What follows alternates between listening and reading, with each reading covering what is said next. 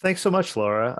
And thank you for the opportunity to speak today. I'm going to kick us off, and Robbie and I are going to go back and forth on some parts of the webinar. But we'll be talking about not just natural capital accounting, that'll be the bulk of the presentation, but some of the other things that are happening in the federal government, and ideally how to apply ecological economics at the federal government. What excites me about this work, thinking back to my PhD training in Dana Meadows' work, is that I think the federal government offers some really good leverage points for change. And those aren't always there, but they are there at times. And when we have those, I think they're important for us to take advantage of. So I've enjoyed the last 12 years in federal service.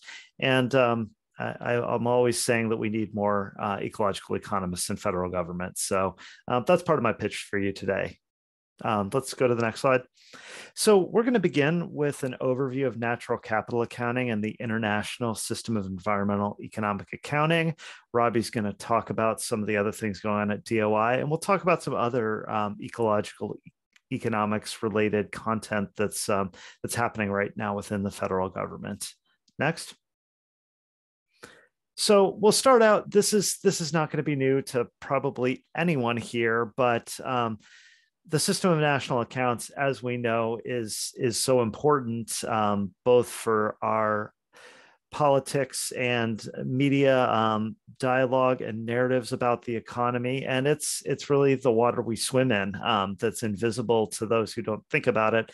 As ecological economists, this is probably well known to folks, but this in the US came out of the Great Depression and World War II, as you see with some of the dates there.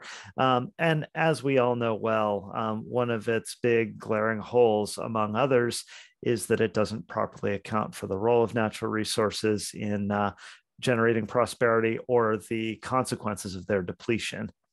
Next.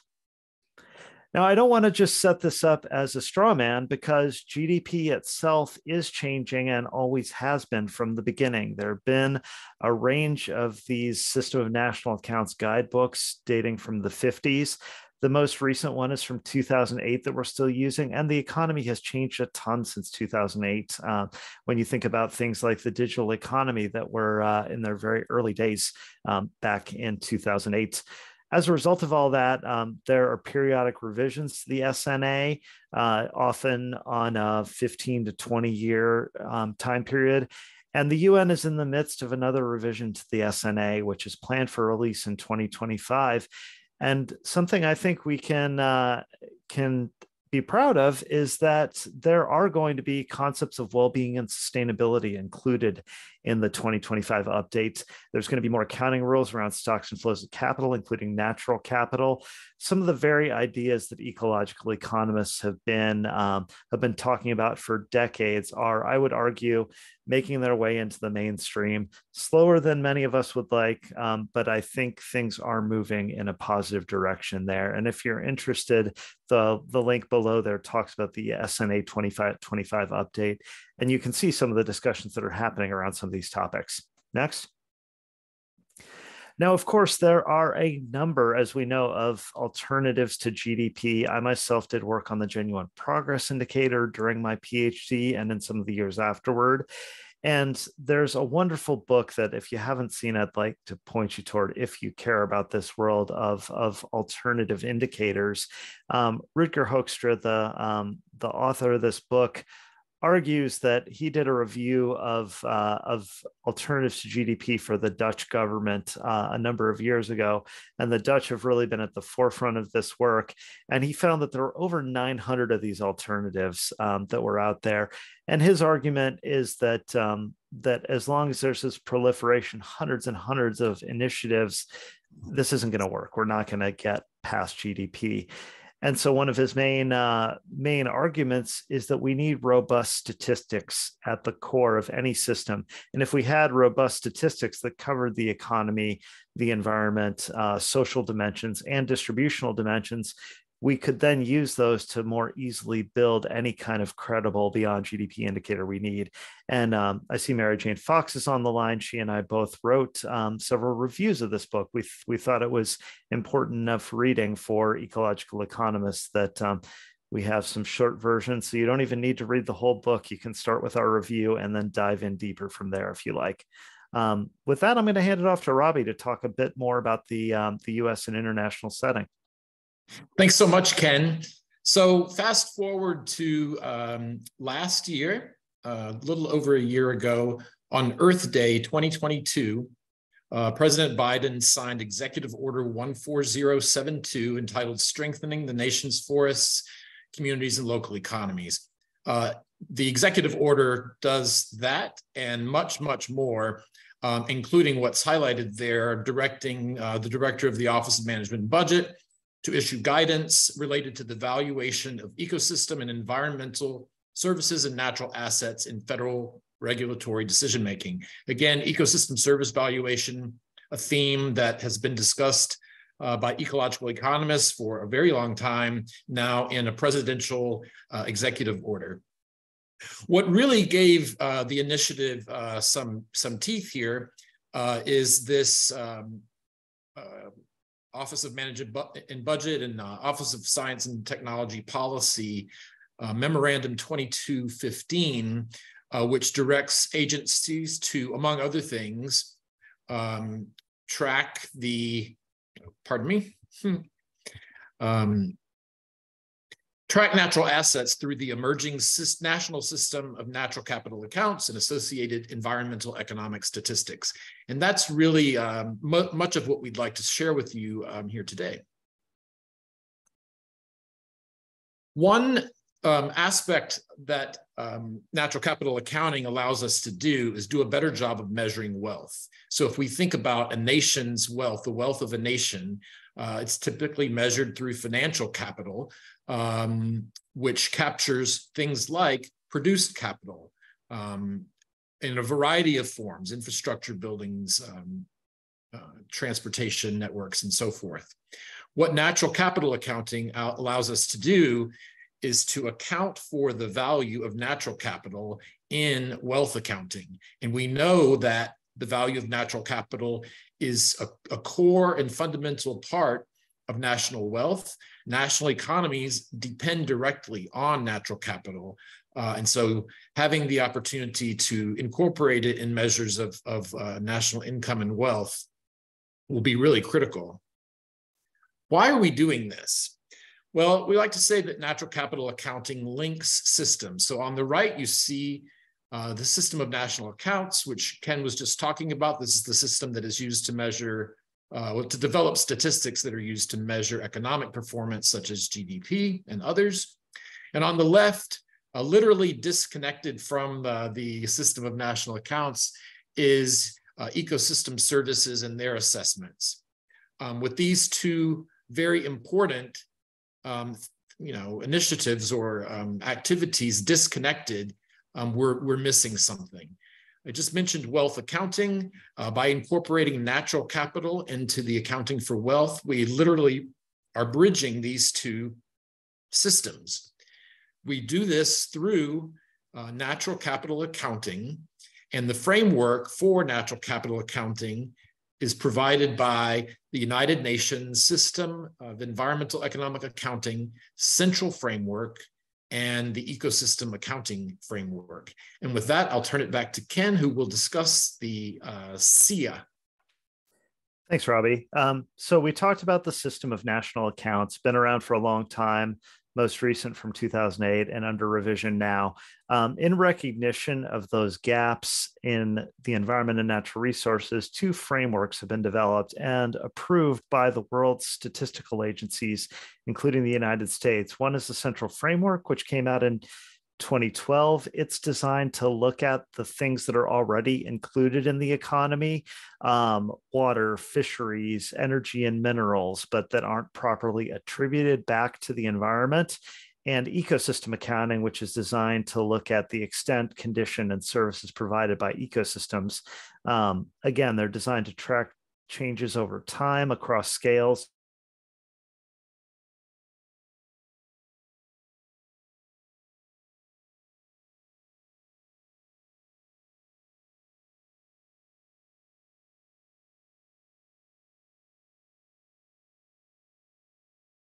that go beyond some very preliminary work that was done in the 1990s. We started to build some of the connections between agencies that's needed in order to do this, which is shown in that figure on the right. And there's a link at the bottom to a special issue in the journal Ecosystem Services that covers these pilot natural capital accounts for the US. Next. Of course, having worked in this space for a long time and been interested in natural capital accounting for 20 years, it was tremendously exciting last year with Executive Order 14072, as Robbie mentioned, last Earth Day, to put this information on the nation's balance sheet. And we went very quickly from an Earth Day executive order to the release of this national strategy in January, just a few months ago, getting a lot of good press along the way from NPR, The Economist, New York Times, Bloomberg, et cetera. So we have a national strategy, and now we need to build the accounts. Next. The idea behind this is that we have coordination across the federal government. This isn't just EPA or the Forest Service or the USGS or BEA building accounts. This is really the nation's statistical agencies, economic system, and natural science agencies working together, thinking about data sharing and interoperability. We have a 15-year time frame to do this, to move from research to core statistical products, which are as statistically robust as the nation's economic estimates. And there are different ways to see that 15-year phased approach. We think it's a realistic approach. There are certainly folks who would argue that we need these much sooner, but I also don't think we need to wait on the final products to start using these in decision-making. And the idea will be able to ultimately have headline indicators, thinking about how do we adjust GDP to get to net domestic product that addresses natural capital, and what is the nation's natural capital wealth, and is it growing or shrinking? Next. A few of these pilot accounts that we developed over a number of years, we have, for instance, accounting for land that looks at land cover, land use, and land value and how that's changing. We can see the parts of the country where land cover is changing most quickly. We can look at this at the national level, the state level, or the local level, and start to understand the connections between land cover, land use, and land value. Next. We have accounts for water that look at how we're using water in the nation, how much economic activity that water use is generating, the sustainability of that water use in terms of where is it coming from groundwater and surface water, and where is water use increasing and decreasing. Also changes in water quality and water emissions. So there's a lot we can say about water within the SEA framework. Next. This was the first example of an ecosystem account for the US. It was done for a 10-state region in the Southeast. And for that region shown there on the left, we compiled metrics for a number of different ecosystem services and showed how they're changing over time over about a 10-year period, which has been recently updated. So we have close to a 20-year time series now, and how they're produced by different ecosystem types. And we can look at, are those ecosystems themselves increasing or decreasing? Where are there threats to those ecosystem services? And who's benefiting? So we get a really granular picture of who benefits.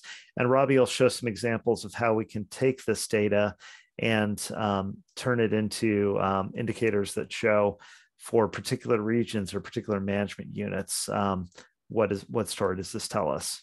Next. A colleague of mine helped develop the nation's first urban ecosystem accounts, looking at a subset of urban ecosystem services for over 700 US cities and figuring out an initial value of urban ecosystem services at close to $1 billion a year, which is pretty conservative, but is a good starting point. Again, as before, these tables are really small, but they show on the top how our energy savings produced by green space and rainfall interception that leads to improved water quality, how are those supplied by different ecosystems? And on the bottom, how are they used by different economic units, which provides us the connection to the system of national accounts. Next. One of the things that we think is important is doing visualizations about this. So some colleagues of mine at USGS were kind enough to put this together, which is great for getting the values out and helping people understand why this is important. The more than $500 million a year in benefits from cooling and $400+ million a year in water resource benefits. We're able to visualize at the state and city level with these kinds of visualizations. And just for comparison, we get conservatively well over $1 billion a year from urban ecosystem services. And that's comparable to the multi-billion-dollar investments that are called for in urban natural capital associated with legislation such as the Bipartisan Infrastructure Law and the Inflation Reduction Act. Next. This is another account that we're working on to look at crop pollination. And again, the numbers we come to here are between $7 and $12 billion a year in pollination by wild pollinators.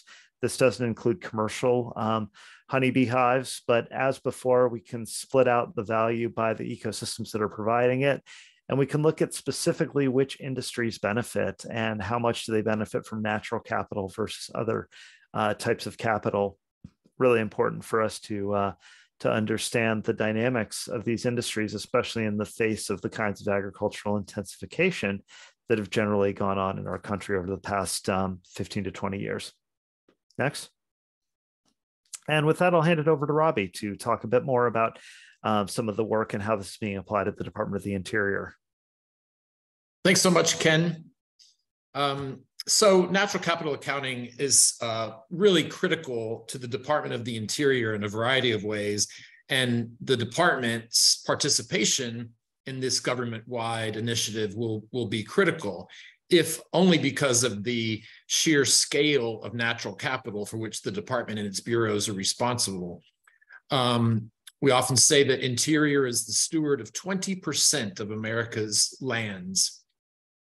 And you see some of that just in the bullets here: more than 480 million acres of surface lands, an enormous amount of water in the outer continental shelf, the largest supplier of water in 17 Western states, and so on. The department and its bureaus are also active in the production of energy of all forms on public lands, including a sizable portion of the nation's natural gas production, oil, coal, but also hydropower and wind and solar. And it's worth noting, nearly 2/3 of the nation's geothermal energy is produced on Department of the Interior lands. Natural capital accounting will generate a variety of different kinds of statistics ranging from economic, environmental, and socio-demographic, and they will be used in a variety of ways. The accounts themselves will support analysis and in-depth studies, which will be available for use by policy analysts and researchers. But the indicators that come from those accounts would be useful in supporting decision-making by government officials and policy analysts and so forth. Ken mentioned some of the headline summaries. These will roll up into some key indicators that would be used to raise awareness about changes in the values and flows of natural capital, for use by the general public, the media, high-level senior policymakers, and so forth. In terms of the Department of the Interior, the information generated from natural capital will be important for the department in a variety of ways. First, the Department of the Interior will be a natural capital accounting information provider. You see several of the department's bureaus on the right, including U.S. Geological Survey, where Ken is appointed, along with the National Park Service and the Fish and Wildlife Service and others. Those bureaus are responsible for the lands and waters that we were just discussing. So they will be responsible for providing critical data to populate some of the accounts that Ken mentioned: a national land account, a water account, energy and minerals account, and ecosystems. They will do this in partnership with non-traditional partners that the department doesn't usually work with, like the Departments of Commerce and Treasury, and the Office of Management and Budget's Office of the Chief Statistician of the United States. In addition, the Department of the Interior will be an information user. The information will be used in terms of understanding the values for resources impacted by DOI decisions. That information has the potential to improve consistency in metrics used to measure ecosystem service. The information from natural capital accounting will assist the department and its bureaus for compliance with statutory requirements, including the National Environmental Policy Act, numerous other policy priorities, and understanding communities and how they benefit from nature. As one example of how to make the accounts more relevant to the Department of the Interior decision-making, researchers at U.S. Geological Survey and their collaborators summarized the ecosystem services measured in accounts by DOI land management units for the state of North Carolina. And while Department of the Interior land makes up a very small percentage of total land in North Carolina and a small percentage of ecosystem services, some services like blue carbon and coastal protection are disproportionately provided by national seashores and by wildlife refuges, which are managed by bureaus in the Department of the Interior. So we can show, for example, in the map on the right, which services are provided in large amounts by the various DOI management units. Similarly, researchers have taken urban ecosystem accounting models and applied them to urban national wildlife refuges managed by the U.S. Fish and Wildlife Service. This has been used to highlight the value of services provided to the local communities nearby the national wildlife refuges. And along with ecosystem services like energy savings and rainfall interception by trees, urban national wildlife refuges, of course, provide important access to nature, which can be especially critical for equity purposes, as shown by this bar graph, which highlights the racial demographics of groups living close to 4 urban national wildlife refuges. This Gantt chart comes directly from the national strategy that Ken described earlier. It highlights the timeline for the 15-year phased-in approach for implementing, developing and implementing natural capital accounts for the United States. And this is a demonstration of truly a whole of government initiative. In circles, in red circles, you see the activities for which Department of the Interior has a co-lead role. So for things like the headline summaries for changes in natural capital wealth that Ken mentioned, and also hazards, extreme weather and climate events, and resilience to such things. There are 3 phases for implementing accounts, and the phase 1 sectors are listed at the bottom. DOI has a co-lead responsibility for the land accounts. That work is underway now. In the white, you can see areas where there is research being done in natural capital accounts, where it transitions from light gray to dark gray. You have pilot accounts that are later developed into prototypes. And then the land account, for example, as one phase 1 account would be would evolve to a core statistical product by around 2029, along with several other phase 1 accounts. Phase 2 and 3, you can see where the Department of the Interior has co-lead responsibility for minerals and energy and urban green space, along with our sister agencies such as NOAA and the U.S. Forest Service. And then in phase 3, the department has an extremely important role across many of these accounts, including the lead role for wildlife, including birds, mammals, and fish, not surprisingly because of our bureau, the Fish and Wildlife Service. But we also have co-lead responsibility for wetlands and peatlands account, grasslands, deserts, and tundra, and so forth, non-traditional geological assets. We will also play an important role in the classification systems and, for the interest of ecological economists, the valuation standards. So those will be very critical elements to implementing this. As you can see, the reason for the three-phased approach, the phase 3 accounts would not be set to become core statistical products into around, say, 2034.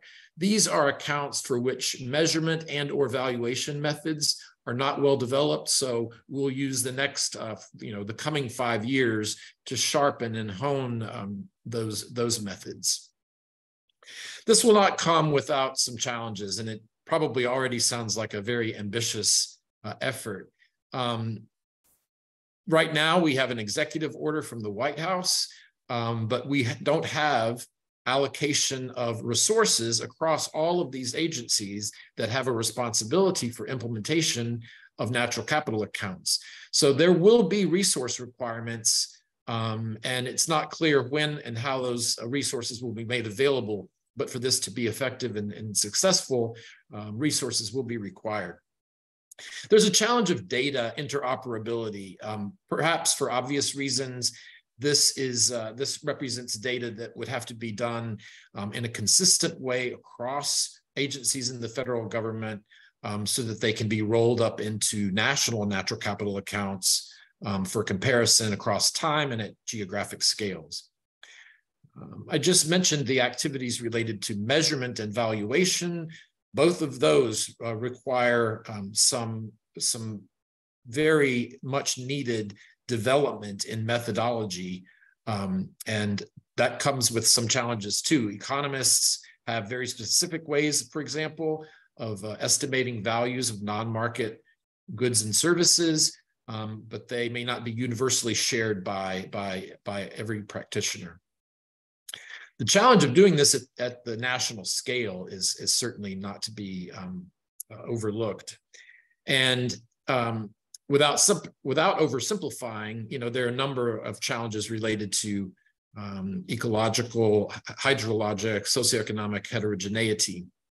We will do all of this with the added challenge of being consistent with the system of national accounts so that we can integrate the values of ecosystem services in ways that can be compared as exchange values related to socioeconomic welfare. I'll mention, so that sort of concludes our discussion of natural capital accounting, but the title of this webinar today was Ecological Economics in U.S. Policy. And so Ken and I thought to highlight a few other, what we could call applications of ecological economics in current federal government activities. One is the National Nature Assessment. It comes out of the same executive order as Natural Capital Accounting 14072.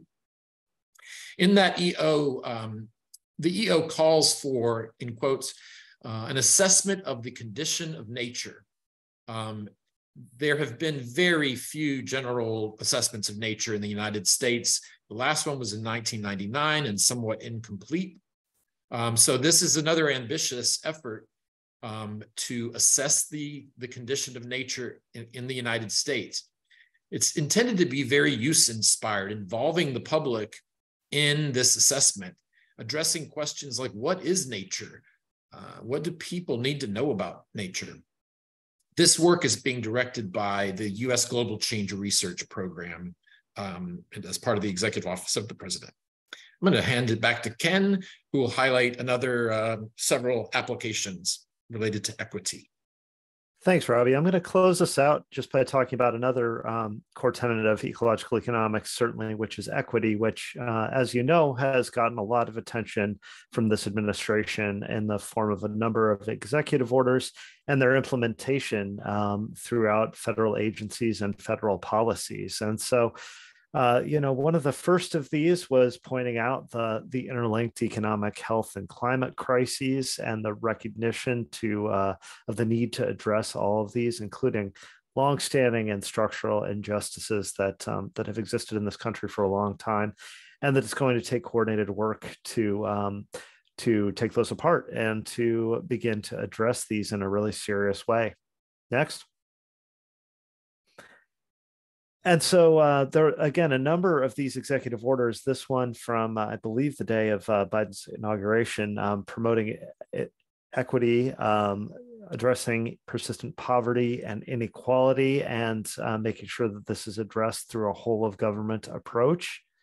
Next.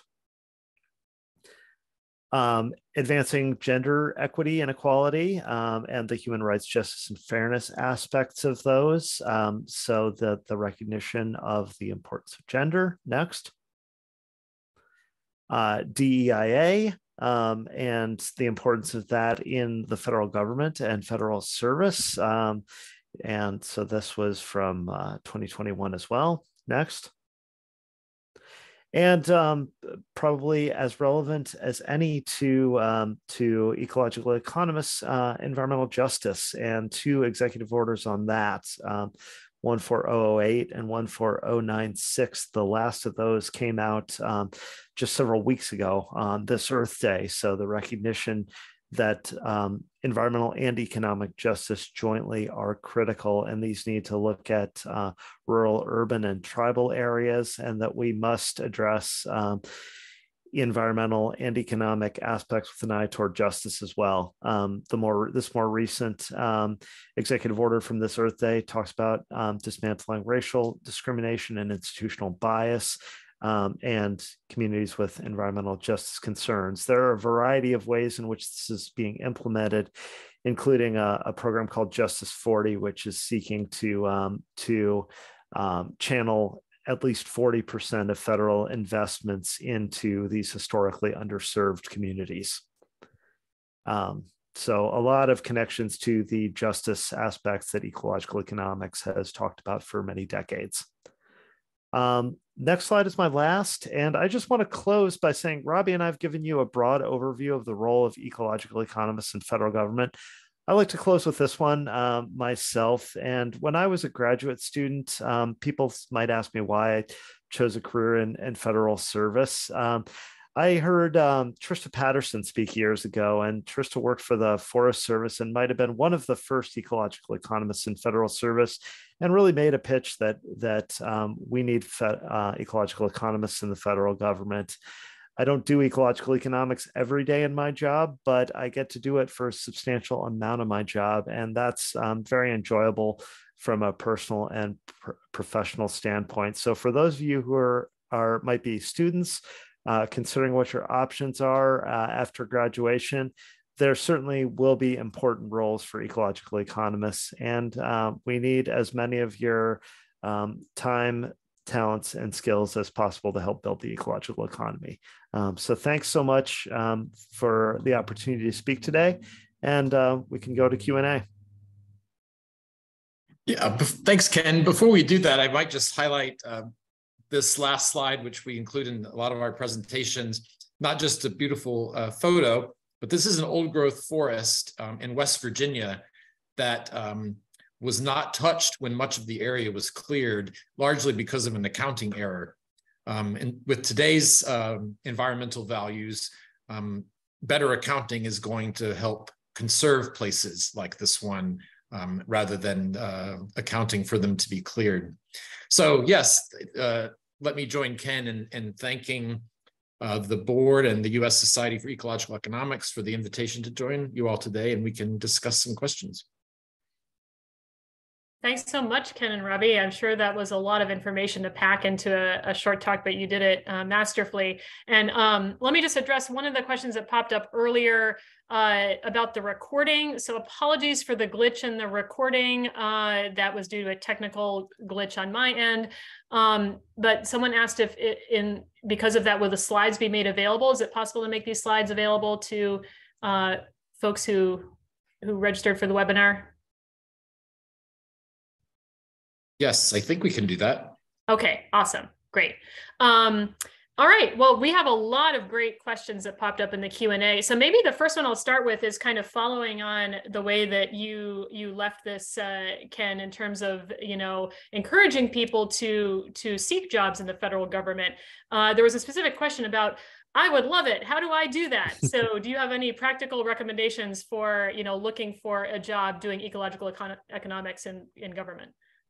One of the most obvious places, two obvious places I would suggest starting, actually. There are always individual jobs. I found mine in USGS. A number of the other agencies within the Department of the Interior, the Forest Service, NOAA, there's a lot of agencies that have connections to natural resources. But two programs I can suggest off the bat that are worth checking out for students are the Presidential Management Fellowship Program. That's a program that looks to place recent graduates on leadership tracks within the federal government. That's a really great one. Also, the AAAS Science and Policy Fellowship is a really nice one as well. Robbie, do you know of others? Those are two that come to mind for me.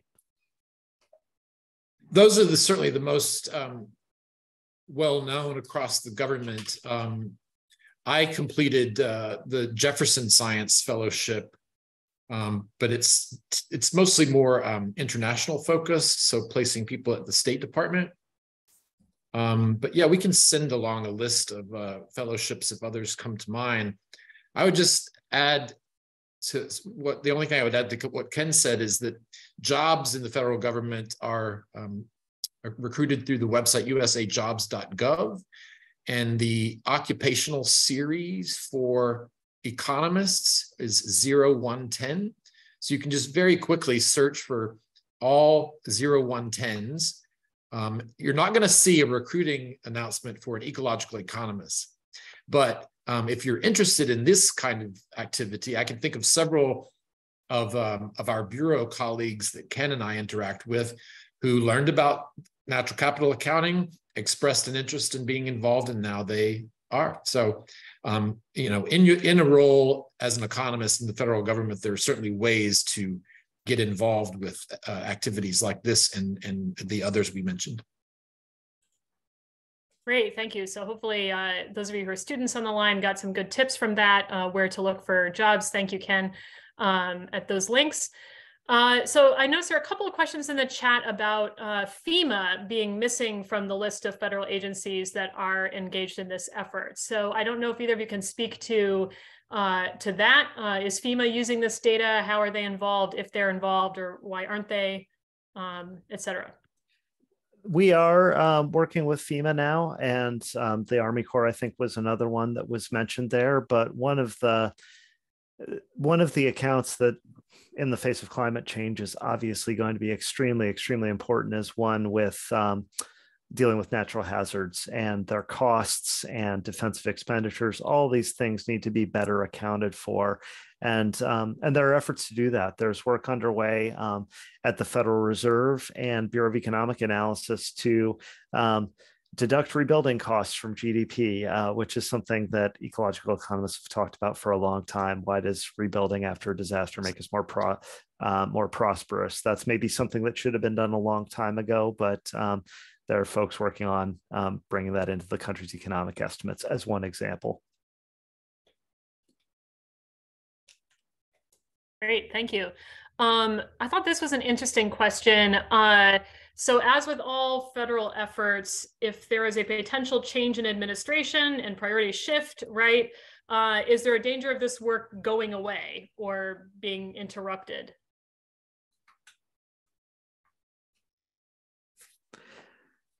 Well, I'm happy to give a starting view of that. I began with the federal government in 2011, so you can figure out pretty quickly which administrations I've worked under. And I can say that I think with this, as in everything in today's society, messaging matters, and messaging is just critical. And the scientists I've talked to who have had the most success sustaining their work through multiple administrations and political currents and in parts of the country where different political beliefs predominate are those who can successfully adapt their messaging. And, that might mean instead of talking about soil carbon storage, we're talking about soil organic matter and its benefits for ranchers.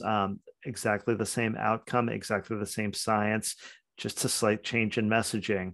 The work on pollinators has persisted over several decades in the US. In one administration, it might be focused on pollinator health, and other administrations, it might be talking about rural livelihoods and keeping American farming communities strong. So the messaging needs to change, and I think having the skills to be able to message your work correctly is one way in which we can make these efforts more durable across political administrations. But the problems aren't going away. So if we can, I would argue that if we can skillfully pivot our messaging, that we can make these sorts of things more durable. I would only add that I fully agree with what Ken said. And, I think there's a real opportunity for education here.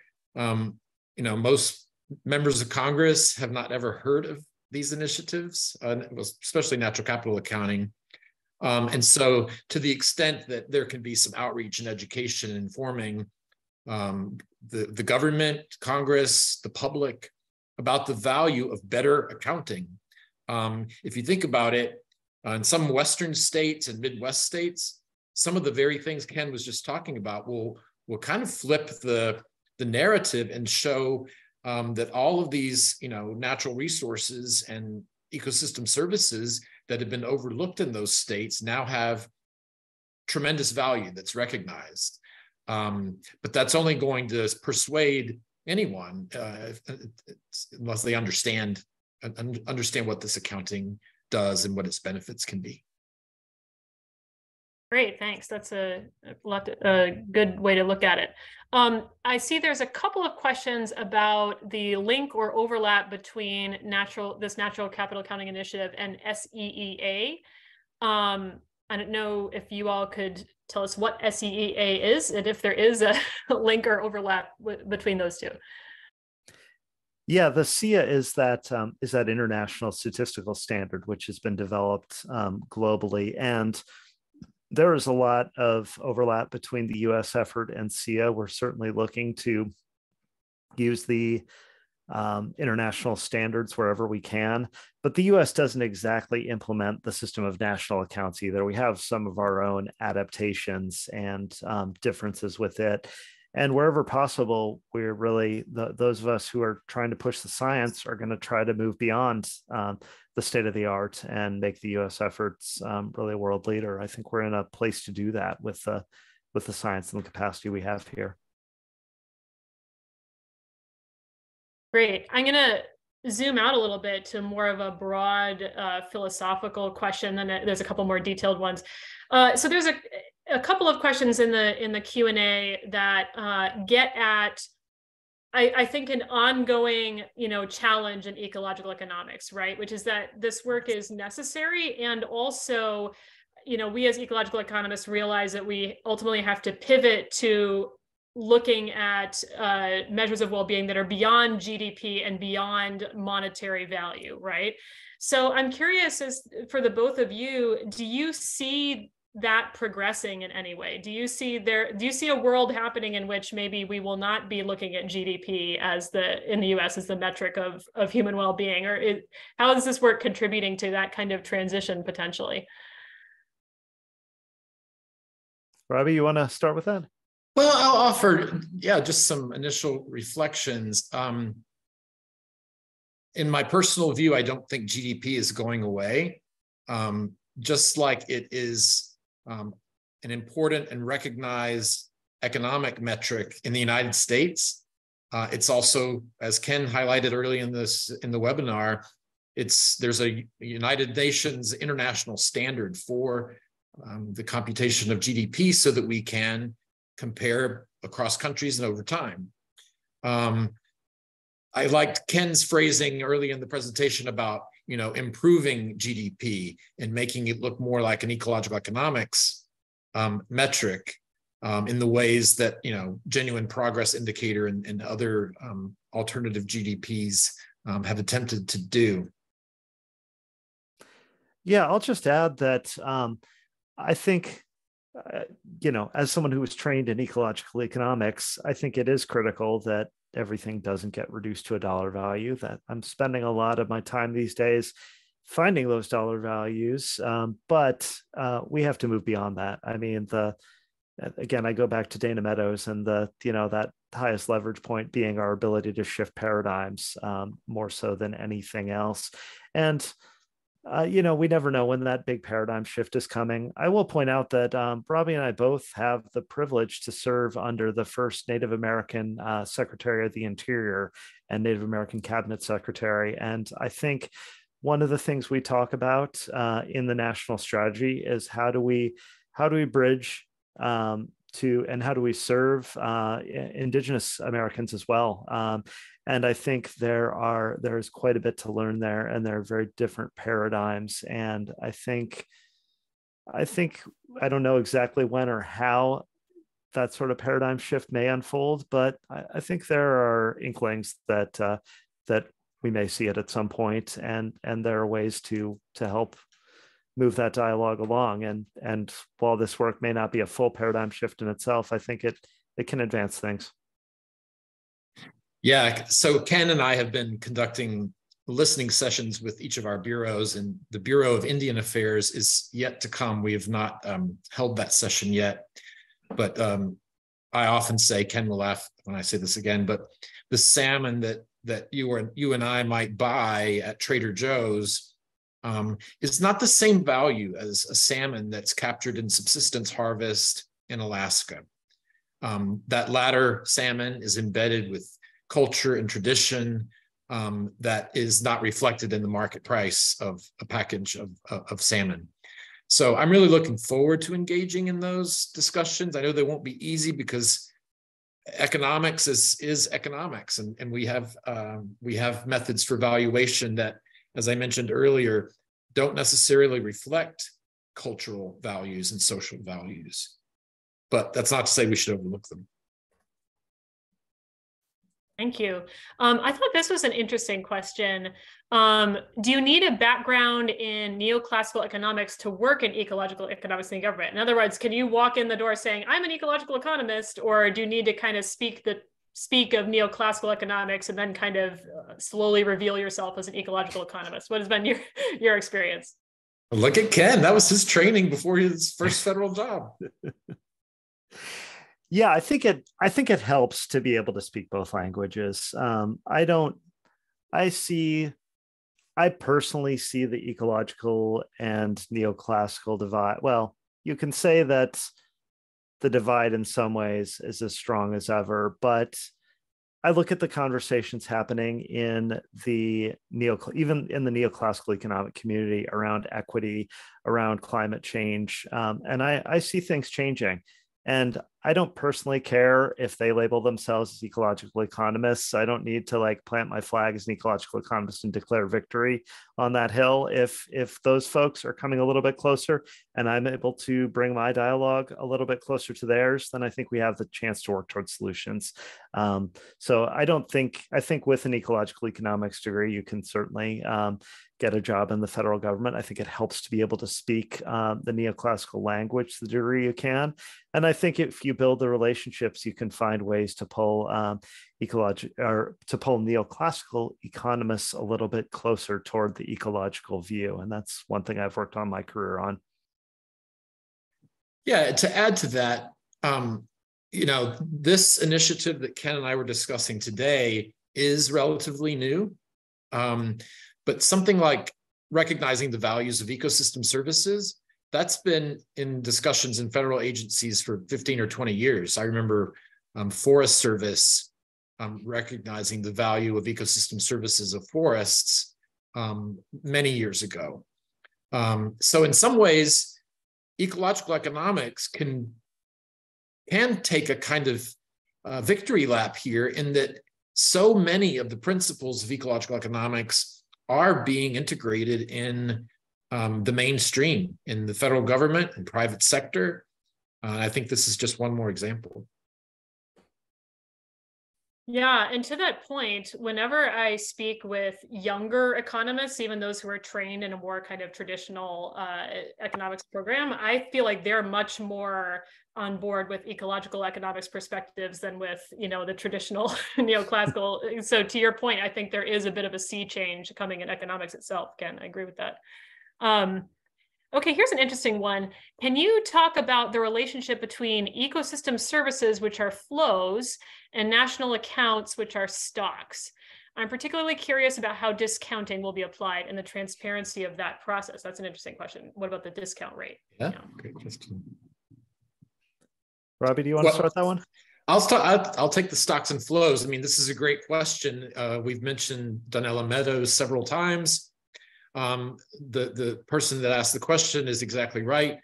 We talk about natural capital accounting, but the natural capital are the assets.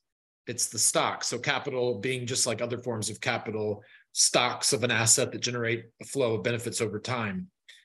The flows from these stocks are ecosystem services. Discounting is a tricky issue, and it's one that is also currently under some discussion in the federal government, with the Office of Management and Budget recently reissuing new guidance on cost-benefit analysis and lowering the discount rate, which I think is something ecological economists would support, so that we give more value to the future rather than discounting it when we make big decisions. But yeah, Ken, do you want to add to that? Well, this is a critical issue that we ecological economists have talked about and recognized for a really long time.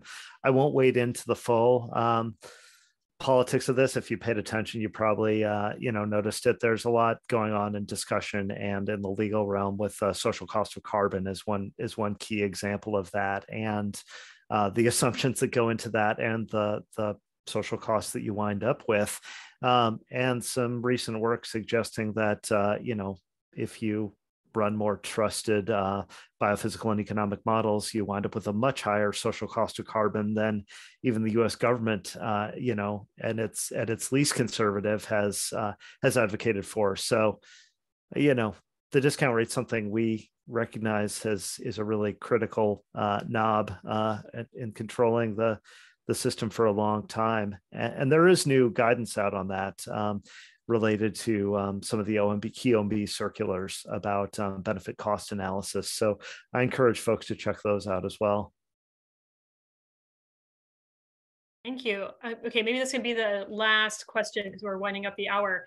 But I think this is an interesting one about a sense of urgency, right? So Robbie, in the Gantt chart you showed, this kind of a 15-year process to really integrate this type of accounting into the operations of the federal government. And yet, we know that we really are in a climate crisis, or we're in a biodiversity crisis. So when you're talking to people in the federal government, is there a sense of urgency and a sense of needing to integrate this as quickly as possible? How do you think about that timeline in light of these the sense of urgency? Well, as Ken mentioned earlier, I mean, when the draft national strategy was out for public comments, we got a lot of public comments on why is this taking so long? Why do we need to wait 15 years? But as the Gantt chart highlighted, this is a complex undertaking. And while it could be, a core statistical product and in operation in a little bit less than 15 years, it's still going to continue to evolve. Just as Ken said, the system of national accounts continued to evolve after 1941, when Simon Kuznets first developed it. Do we see a sense of urgency, within the federal government? Again, I think there's a lot of folks that don't know about it. So we've taken it up on ourselves to start doing a lot of outreach, for example, to our bureaus. Ken has done several briefings to other agencies like NOAA and EPA. So, they're spreading the word, but I don't see a sense of urgency right now. We'd like to maybe help push that. But I'd be curious to hear Ken's perspective. Well, I'd just add that, GDP, of course, took a long time, took at least 15 years from its inception to be more codified, and it kept evolving over the decades, as I pointed out. And so there's on one hand, the argument that this will take a long time to do it, regardless of how fast we want to do it. But I also mentioned I don't think we can't use the preliminary numbers for decision making as well. And there's the old, is some number better than no number? Well, certainly if the value is zero, I think that argument still holds sway and is an important one. So I'd love to be there next year or in 2 years or 5 years instead of 15. I think that's reasonably what it'll take. And I see this as a long-term process. I would like to change it quicker, but to do it fully and to institutionalize it is going to take a while. And I'm more interested in that long-term institutionalization and legacy. I do want to, but before we hang up, I know we're at the top of the hour. Check out the last link I pasted in the chat, and I do encourage anyone who's interested to comment on this OMB modernizing regulatory review document. It's open for public comment until June 6th, and this directly touches on discounting and a number of things. So this is a chance for anyone on the line, UC or otherwise, to offer their comments on discounting and federal policy. So public comment is a very important part of this process. Great. Okay. Well, I want to be mindful of your time and wrap it up there. But I just want to thank you both so much for talking about this important work. And I'm sure people can find you if they have further questions. And for those of you who are students or looking for a career potentially in the federal government, please check out those copious resources that were posted in the chat. There's some great fellowship programs, it looks like there are some great opportunities to apply. I totally agree. We need more ecological economists in the government and in all spheres of decision making. So thanks so much for sharing your experience and your work with us today. And yeah. It was a great chat. Thank you.